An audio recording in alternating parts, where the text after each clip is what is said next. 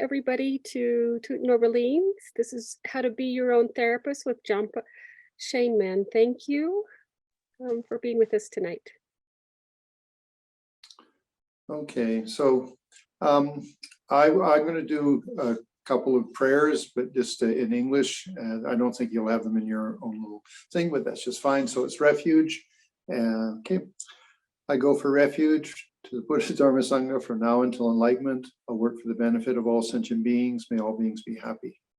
I go for refuge to the Buddha Dharma Sangha from now until enlightenment.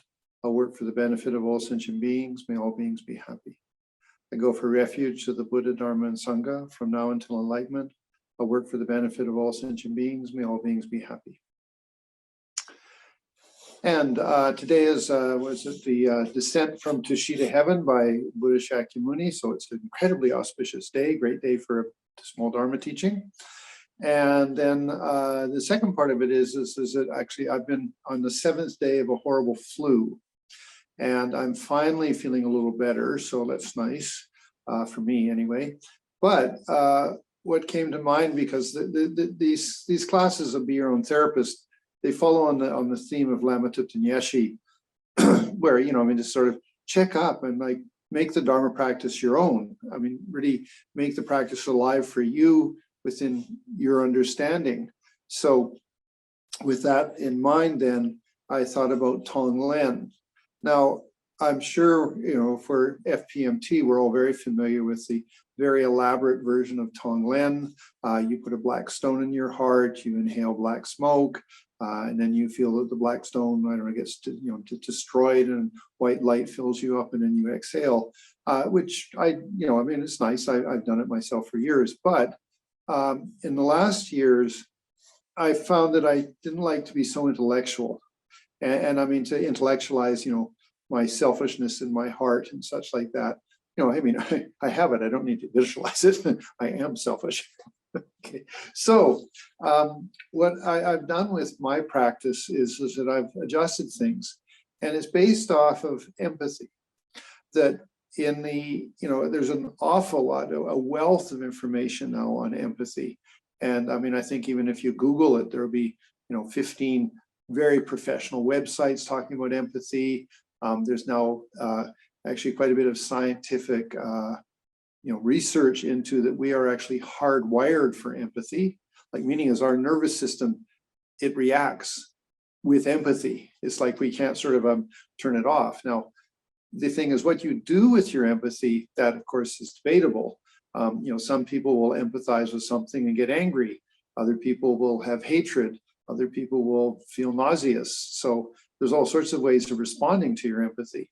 But in Buddhism, we do use it constructively, which is nice. So the way I like to think of it is you start off with first a sense of that, we are in an interdependent universe. So, you need to establish sort of a wisdom consciousness.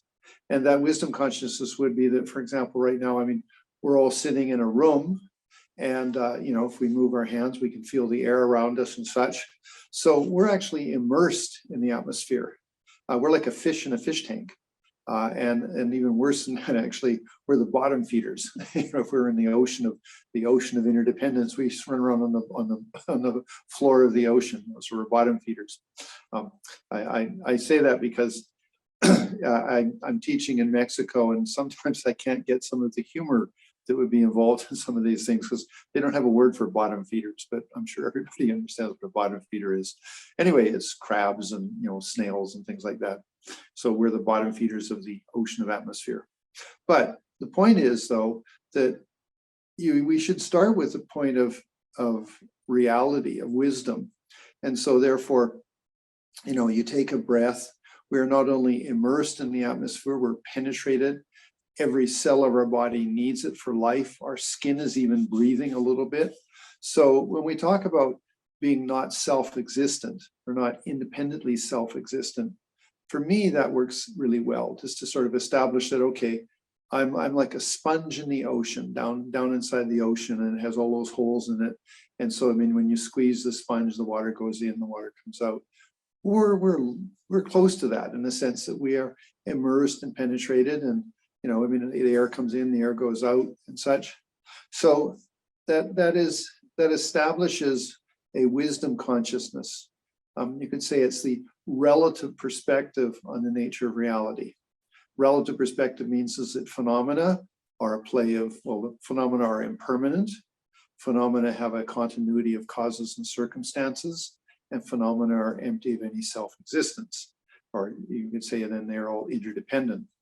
Or as the great sage Nagarjuna said, if you understand the interdependence, you understand the void. And if you understand the void, you understand interdependence. That's a really important point to have. So as we sit there and breathe, you know, we say, okay, well, I am part of this universe around me. I'm not an independent phenomena. So we start off with that.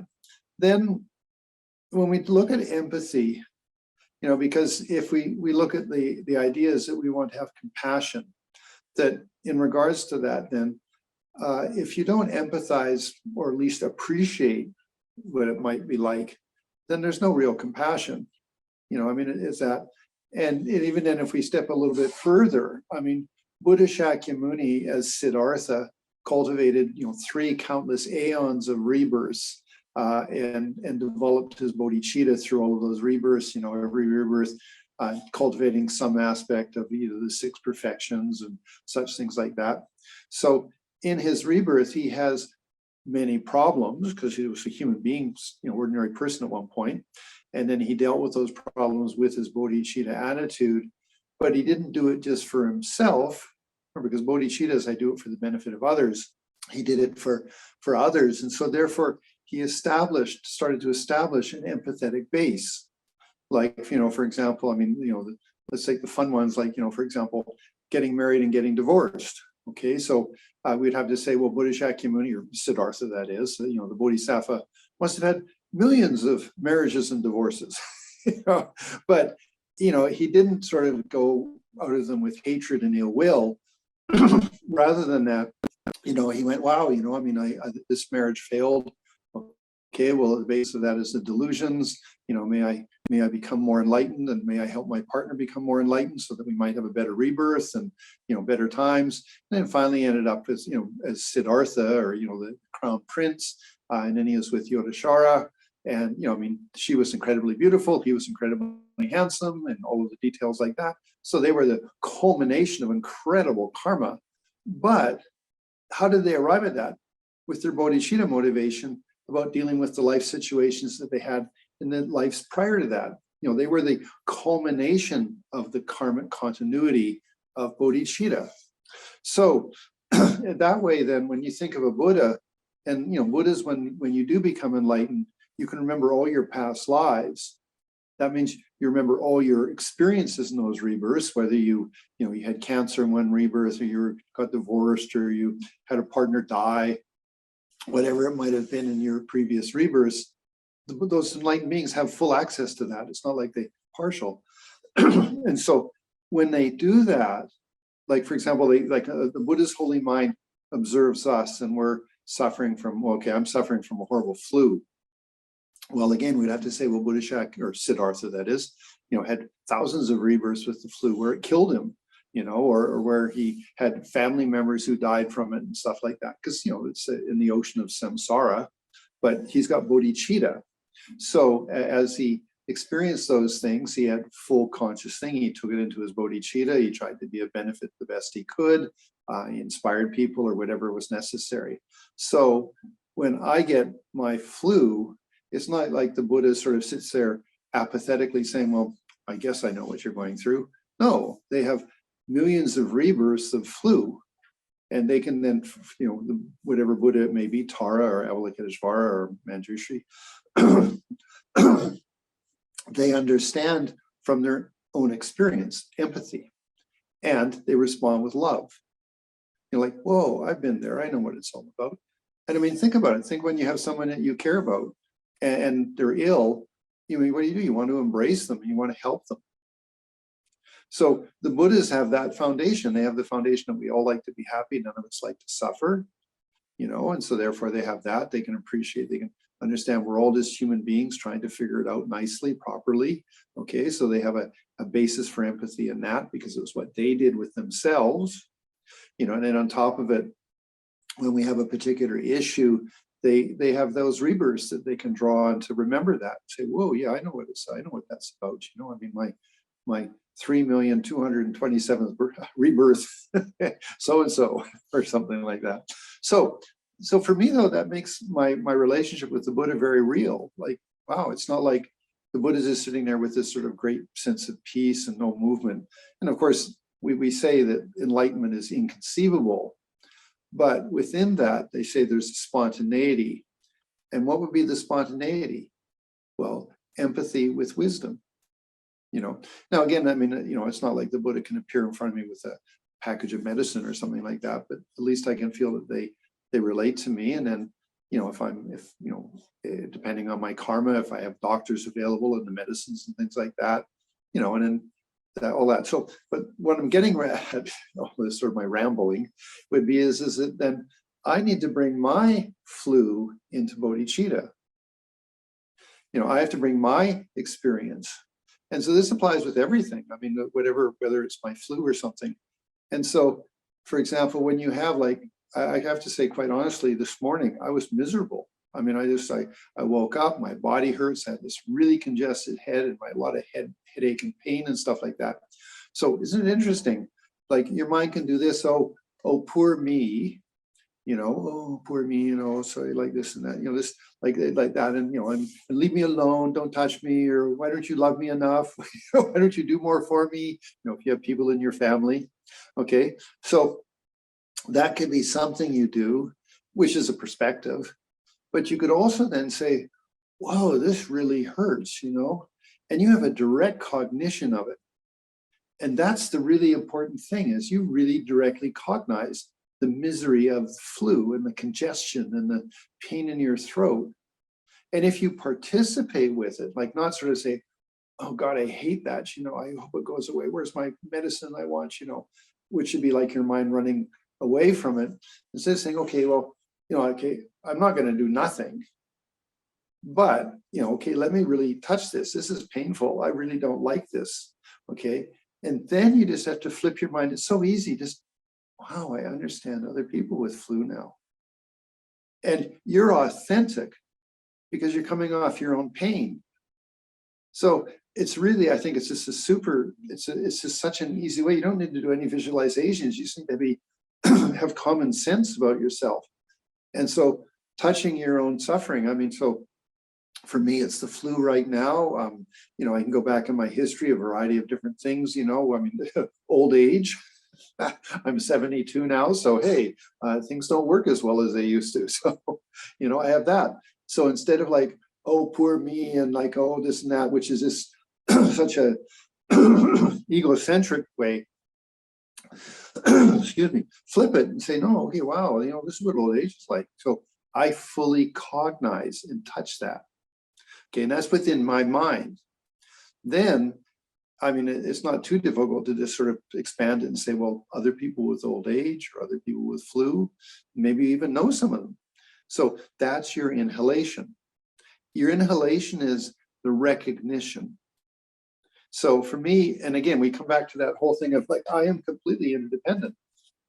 I think Aryadeva in the 400 verses says that if you understand interdependence, or sorry, I mean, I said it this way, he said, yeah, when people with enough merit understand interdependence, spontaneously is born compassion, because you start to realize, hey, I'm part of this world, I'm interdependent.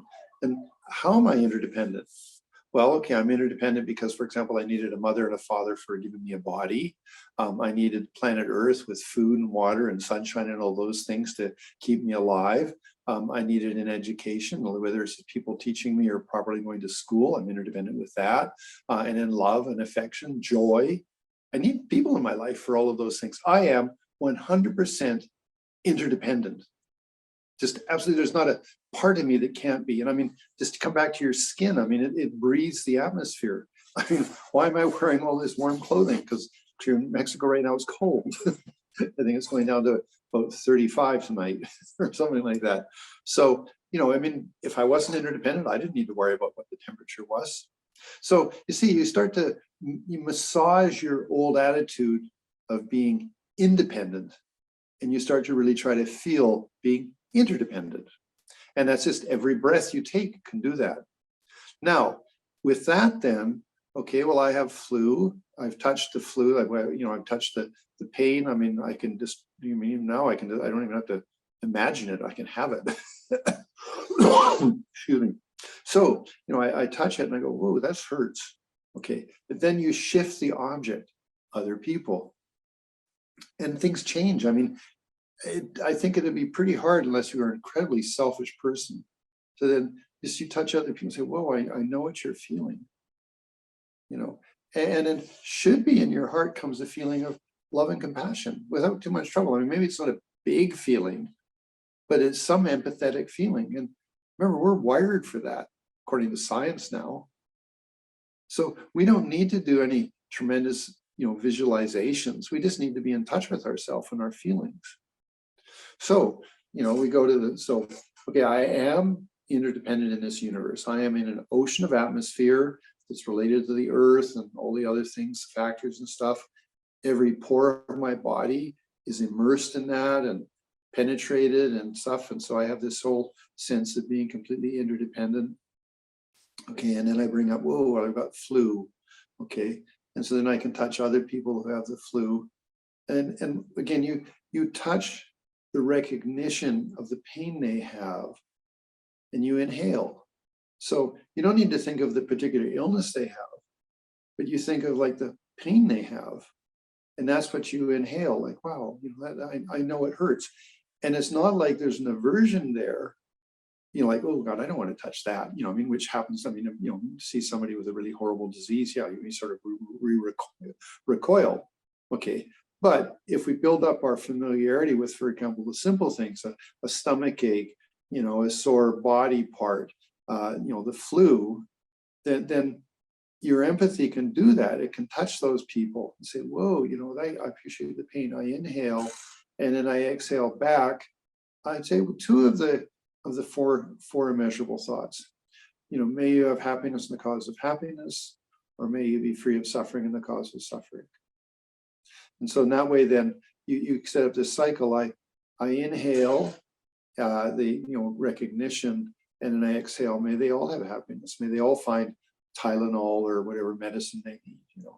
Inhale. Whoa, I understand the pain of the headache, of flu. I exhale. May everybody have be freed of that suffering. So it becomes a very authentic practice. And down the road, then maybe again, honestly, if you see somebody with great pain, it's hard to empathize because it really affects us so deeply. But the point is that if we built up a familiarity, like I've just described, it's not so hard, because we shift over to our feelings. His Holiness the Dalai Lama said something I think very, very powerful, and you have to take into consideration him. Since 1950 something, when they all escaped to Tibet, then literally every day, if not every second day, people would come to the Dalai Lama and say, oh, my father was killed and murdered by the Chinese, my mother was raped, my sister was stolen, my brother was this and that, just all these atrocities. And he's the God King of Tibet for these people. So every day he has to hear this. Maybe it's not every day, maybe every second or third day.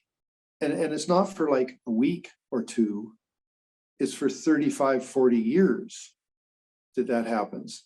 And these people are in front of him and they're sobbing and crying and stuff like this. And they're, and you're our savior.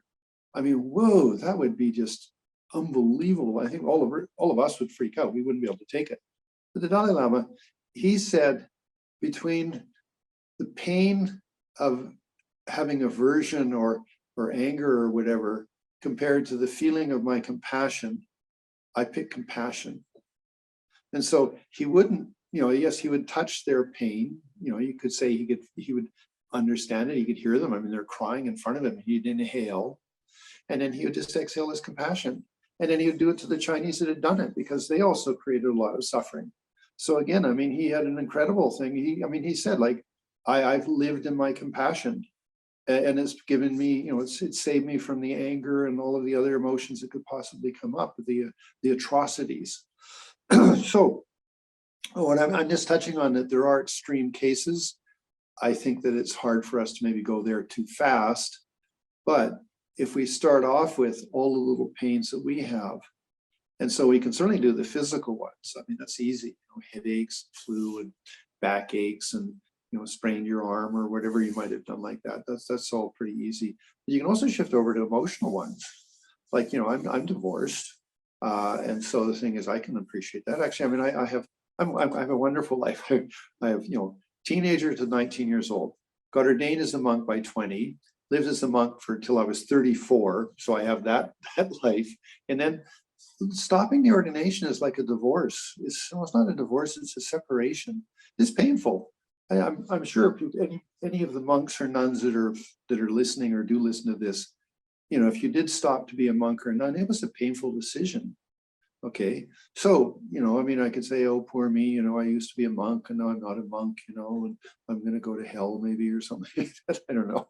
You could do it that way, but you could also say, okay, wow, I mean, our culture doesn't have so much support system for it.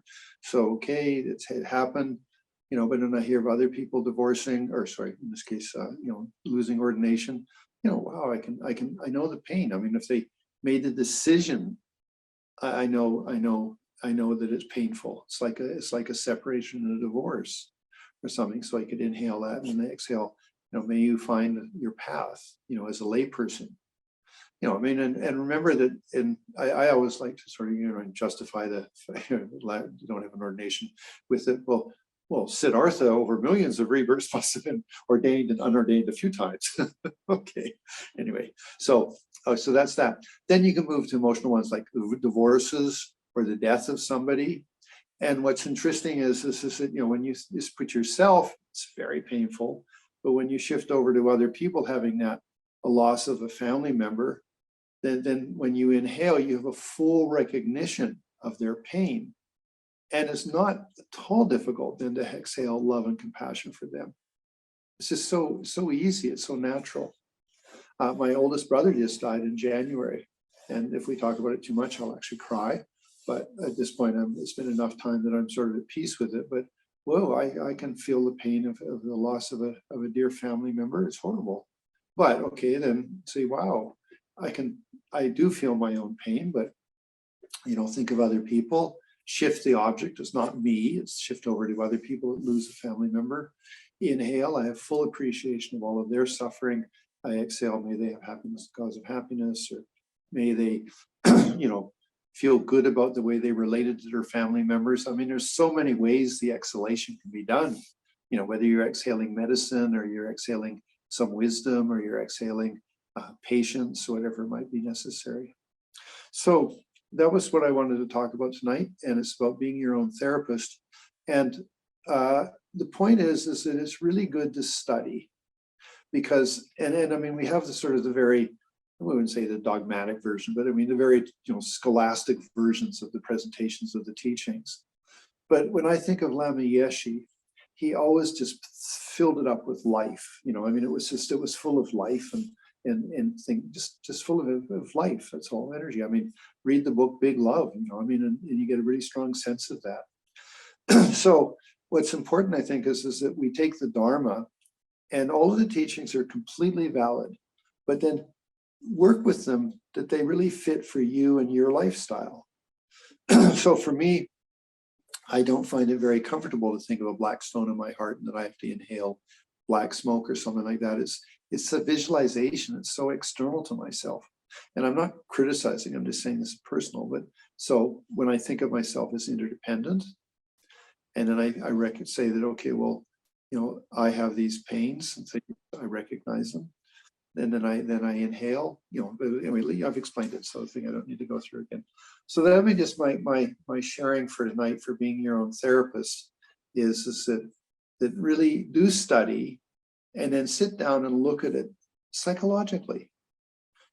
I'll share something actually really fun that I only discovered. I attended a 2 or 3 week neuroscience presentation by a lady out of Argentina. She's Buddhist. And she did this very, very good presentation. And what she said was that, for example, if you have a problem with your memory, what you have to do is, for example, let's say I don't remember where I put this pen, or I want to remember. When you put it down somewhere, then like clap your hands 3 times or jump up and down 3 times or something.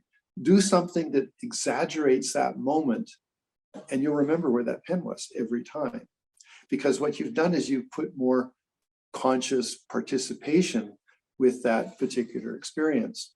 So, for example, when we do sadhanas, we say, okay, I'm Avalokiteshvara, I'm Tara, or I'm Manjushri, or maybe I'm a big deity, Heruka or Vajrayogini or something like that. We do the sadhana, da, da, da, da, da. But have you ever thought about the 8 sense offerings or the 8 offerings? So you see yourself as a deity, and then what do? Well, it's water for the mouth, water for the feet, perfume, flowers, incense, light, food, and music. But instead of going that fast, like say, okay, and remember, it's supposed to be bliss, so it's water for the mouth, bliss, water for the feet, bliss. So you have yourself identified with the deity, and now you could say you're creating causes, like clapping your hands 3 times and put the pen down or something, that makes that memory so much stronger for you. So it's just, I went like, wow, I mean, our Buddhist practice is profound. And with modern research, okay, we suddenly go, oh wow, it is profound. It sort of sounds so silly, but so I'm just of course I'm a big advocate of Buddhism. I love our practices. I love our practices of Tantra. Again, practiced properly with intelligence are incredibly beneficial. They're very deep psychology. And then when we have really good teachers that have maintained good morality and good ethics and stuff, and are really objects of compassion and peace, that we have really incredibly good mentors for ourselves for our practice. So my main point, just in conclusion, is again, studying is really good, and then we can take modern science and modern psychology and stuff, and I think it only enhances our confidence in our particular Buddhist practice, because it's certainly validating a lot of it. Even you get down to quantum mechanics, and wow. So hey, we're doing pretty good. Okay, so now at that point, we could open it to some questions and commentaries if you like, or we just wind it down. Depends. I don't know what the audience, how big the audience is.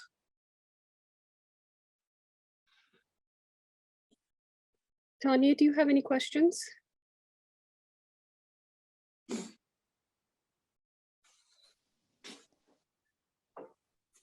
No, I don't have any questions. Thank you so much. It was really nice. Jhampa, I don't have any questions either. This has been absolutely incredible. I love the making the your life.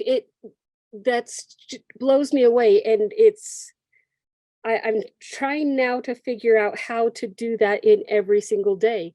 I am new to Buddhism, about 4 years, and so yeah, now I got to figure out how to make every teaching part of every single day. So don't stress yourself, go slowly, Buddhism is a lifetime or multiple lifetime practice. multiple, yes, absolutely. So hopefully we'll see you next week for some more life lessons. Sure. And what's interesting is that when I was talking, I'm focused on you guys and what I want to say. I didn't notice it, but when we stopped, I have a headache. But you don't notice when you're involved in something more than yourself, But okay, so when I come back to my headache, I say, oh, this is painful. Oh, people who have headache. Oh, I understand you. Oh, and I inhale anyway.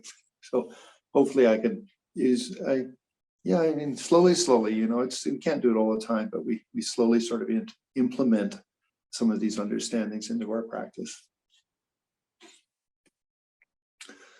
Okay, dokie. So let's close with a dedication. Okay. Again, I have the problem.